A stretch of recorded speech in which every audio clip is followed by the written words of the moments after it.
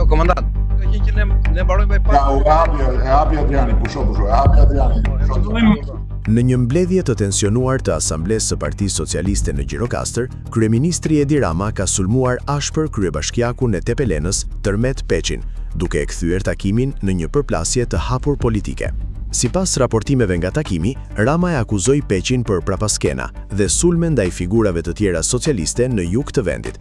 Një nga akuzat kryesore lidhej me sulmet ndaj kryebashkiakut të Gjirokastrës, Flamur Golemi, ku Peçi u përmend si nxitës i shpifjeve dhe lajmeve të reme për çështje personale dhe shëndetësore.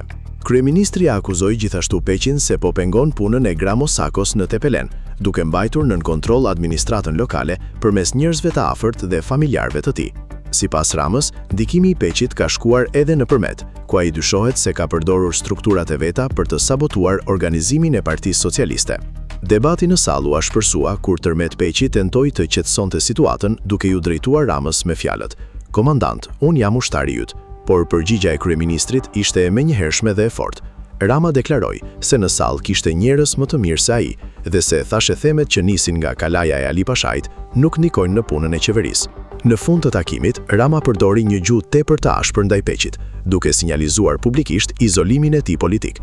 Përplasja ka shtuar zërat për një largim të mundshëm të Tërmet Peçit nga drejtimi politik lokal dhe një riorganizim të strukturave socialiste në jug të vendit.